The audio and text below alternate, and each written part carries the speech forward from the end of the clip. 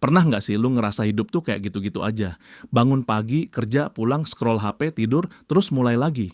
Dan yang lebih parah, lu tahu sebenarnya lu bisa lebih dari ini semua, tapi malah lu tunda. Lu bilang, nanti aja deh.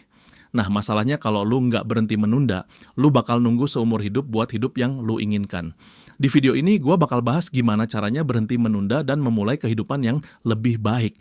Kebanyakan orang tuh mikir kalau kita suka menunda, berarti kita cuma kurang disiplin atau nggak bisa atur waktu. Padahal ya, masalah utamanya bukan di waktu, tapi di perasaan. Coba pikir deh, waktu kita pengen mulai ngerjain sesuatu, misalnya tugas, kerjaan, bisnis, atau hal simpel kayak beresin kamar, yang bikin kita menunda itu bukan karena nggak ada waktu, tapi karena ada perasaan tertentu yang nggak nyaman, yang kita pengen hindari. Kadang itu rasa takut, takut gagal, takut salah, takut nggak sempurna.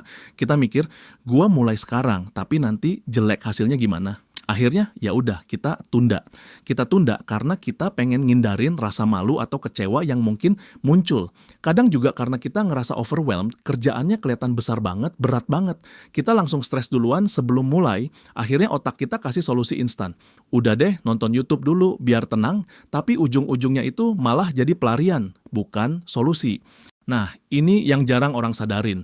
Prokrastinasi itu sebenarnya cara kita buat bertahan, cara kita ngelindungin diri dari rasa nggak nyaman. Kita cari kenyamanan jangka pendek, meskipun itu ngorbanin kebahagiaan jangka panjang. Contohnya gini, lu punya mimpi buat bikin bisnis sendiri, tapi lu tunda terus. Katanya masih belum waktunya, belum siap, tapi sebenarnya dalam hati lu, itu karena takut gagal, takut dihina, takut diremehin keluarga.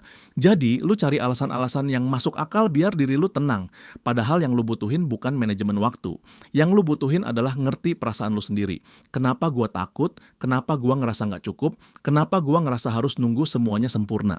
Begitu lu bisa jujur sama perasaan itu, baru deh lu bisa mulai ngatasin akar masalahnya. Misalnya, lu sadar, oh, gua takut gagal karena gua pernah dicengin waktu SD pas salah ngomong di depan kelas. Sederhana banget, tapi itu bisa kebawa sampai gede dan ngaruh ke cara lu ngelihat diri lu sendiri. Jadi bukan soal malas, bukan soal nggak ada waktu, tapi soal ada luka ketakutan atau tekanan yang belum kelar dalam diri. Dan ini kabar baiknya, kalau prokrastinasi itu soal emosi, berarti lu bisa latih mental lu buat ngadepin emosi itu, bukan ngelawan waktu. Lu bisa mulai dari sadar apa yang lu rasain waktu mau mulai sesuatu.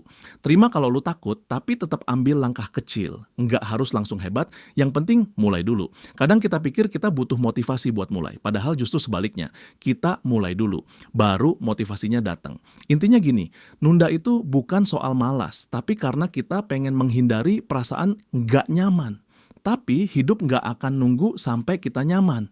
Jadi kalau lu sering nunda, coba tanya, apa yang sebenarnya gua takutin? Karena jawabannya ada di situ, bukan di jam lu, bukan di to-do list lu, tapi di hati lu sendiri. Sering banget orang bilang, gua mulai nanti aja, tunggu siap dulu. Tapi masalahnya, hidup itu nggak nungguin kita siap. Nggak ada tuh momen tiba-tiba yang semua serba ideal, semua tenang, semua lancar. Itu cuma ada di film. Nyatanya, hidup terus jalan, masalah datang, kesempatan lewat, waktu habis, sementara lu masih nunggu. Nunggu lebih percaya diri, nunggu situasi lebih stabil, nunggu modal, nunggu nggak takut. Padahal ya, siap itu bukan syarat buat mulai. Siap itu hasil dari proses yang kita jalanin. Lu pernah nggak sih ngerjain hal yang awalnya lu takut banget, tapi pas dijalanin, ternyata lu bisa? Itu dia buktinya. Lu jadi siap karena lu mulai duluan. Masalahnya, kita sering terlalu mikirin kesempurnaan. Kita pengen mulai sesuatu dalam kondisi yang serba ideal. Misalnya, pengen mulai usaha, nunggu punya duit, nunggu punya networking, nunggu ilmu lengkap. Akhirnya nggak mulai-mulai. Padahal ada orang lain yang ilmunya biasa aja, duitnya pas-pasan, tapi dia mulai. Dia gagal, tapi karena dia mulai duluan, dia udah belajar lebih banyak daripada orang yang cuma rencana doang. Lu tahu nggak kenapa banyak orang stuck? Bukan karena mereka nggak mampu, tapi karena mereka terlalu sibuk mikirin gimana kalau gua gagal. Padahal yang harus dipikirin itu gimana kalau gua nggak pernah coba. Kita sering salah paham soal siap. Siap itu bukan berarti lu udah nggak takut. Siap itu bukan berarti lu udah jago. Siap itu berarti lu cukup berani buat mulai meskipun lu belum jago, meskipun lu masih takut. Lu lihat orang-orang sukses di luar sana, mereka nggak nunggu semuanya sempurna. Mereka cuma jalan dulu. Dan justru di proses jalan itu, mereka berkembang, mereka belajar, mereka nemuin siapa diri mereka sebenarnya. Gue kasih contoh ya, lu pengen belajar public speaking tapi lu nunggu sampai jago ngomong dulu. Pertanyaannya, gimana bisa jago kalau nggak mulai ngomong? Atau lu pengen mulai konten YouTube, tapi nunggu sampai kameranya bagus, mic-nya keren, editingnya sinematik. Padahal ada orang lain yang cuman modal HP dan keberanian, dan dia udah punya 10 video, belajar dari pengalaman gagal, dan 2 video viral. Sementara lu masih nyari font yang pas buat opening. Masalahnya bukan karena lu kurang bakat, tapi karena kelamaan mikir, dan hidup nggak berhenti buat nungguin lu mikir terus. Lu mau sampai kapan nyimpen ide sampai jadi basi, sampai ada orang lain yang ngejalanin ide mirip dan berhasil, sementara lu cuma bisa nonton. Gua ngerti kok, rasa takut itu nyata, takut ditolak, takut diremehkan, takut gagal. Tapi lu juga harus sadar, rasa takut itu nggak akan hilang kalau lu nggak jalan. Justru lu taklukin rasa takut itu dengan cara terus jalan meskipun takut. Nggak ada orang yang benar-benar siap jadi orang tua, tapi mereka jalanin. Nggak ada orang yang benar-benar siap jadi pemimpin, tapi mereka belajar sambil jalan. Nggak ada orang yang siap banget buat hidup, tapi hidup tetap jalan. Dan lu juga gitu, lu nggak harus siap buat mulai nulis, mulai bisnis, mulai healing, mulai berani. Lu cuma harus mulai dulu, satu langkah kecil. Bukan supaya langsung berhasil, tapi supaya lu berkembang. Percaya deh, kalau lu terus nunggu siap, lu bakal terus menunda seumur hidup. Tapi kalau lu mulai sekarang, lu bakal jadi orang yang selama ini cuma bisa lu bayangin. Dan ingat, hidup nggak peduli siap atau enggaknya lu, dia terus jalan. Jadi, mendingan lu ikut jalan bareng daripada ketinggalan dan cuma nonton dari jauh. Kadang kita terlalu sibuk ngejar hal-hal di luar, sampai lupa tanya ke diri sendiri, gua sebenarnya lagi ngejalanin hidup atau cuma bertahan hidup?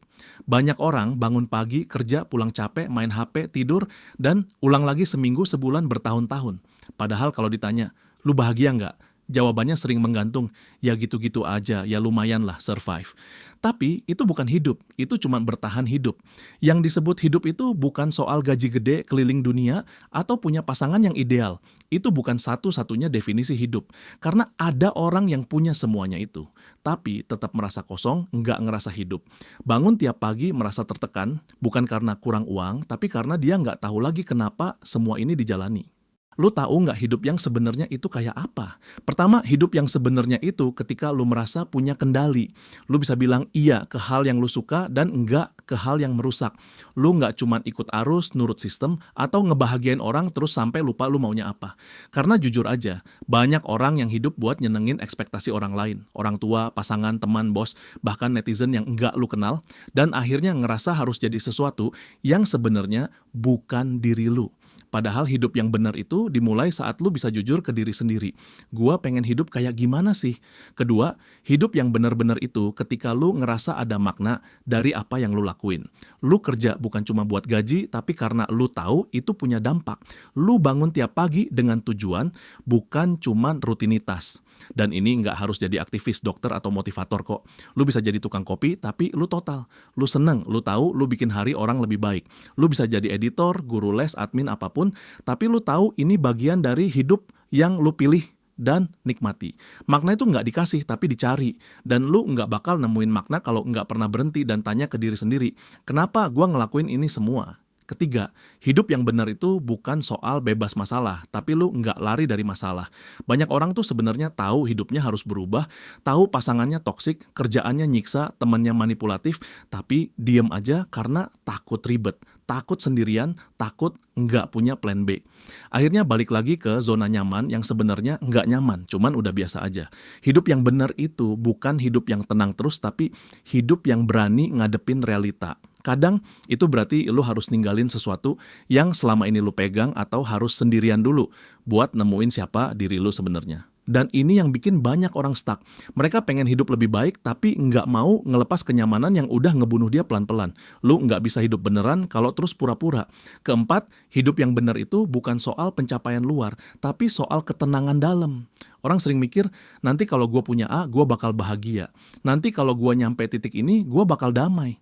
Tapi, lu tahu nggak, banyak orang yang udah nyampe titik itu malah makin panik. Karena ternyata hal-hal di luar cuma ngasih euforia, nggak ngasih kedamaian. Hidup yang benar itu, kalau lu bisa tidur tenang, bangun nggak pengen kabur. Kalau lu bisa duduk sendiri tanpa suara dan nggak ngerasa kosong. Dan itu biasanya bukan soal apa yang lu punya, tapi apa yang lu yakini. Lu yakin kalau lu cukup, lu jalan di jalur yang benar, dan lu nggak bohong sama diri sendiri. Itu damai yang nggak bisa dibeli, tapi bisa dibangun. Kelima, hidup yang benar itu itu adalah proses, bukan destinasi. Lu nggak bakal sampai di satu titik terus bilang, gue udah selesai. Karena hidup itu gerak, lu terus berubah, dan itu normal. Yang penting bukan lu udah sampai mana, tapi lu jalan ke arah yang lu pilih. Hidup yang benar itu bukan hidup yang selalu bahagia, tapi hidup yang lu pilih untuk dijalani, bahkan saat susah. Karena kalau lu nggak tentuin sendiri arti hidup lu, dunia yang bakal nentuin, dan biasanya itu bukan demi lu, tapi demi sistem, bisnis, dan angka. Bukan demi kebahagiaan lu sebagai manusia. Jadi, hidup yang benar-benar hidup itu bukan soal ngikutin standar, tapi soal lu jujur ke diri lu sendiri. Lu tahu kenapa lu bangun pagi. Lu hadapin rasa takut, dan terus jalan. Terima kasih sudah nonton sampai akhir. Semoga video ini bermanfaat. Jangan lupa like dan subscribe channel ini supaya tidak ketinggalan video selanjutnya.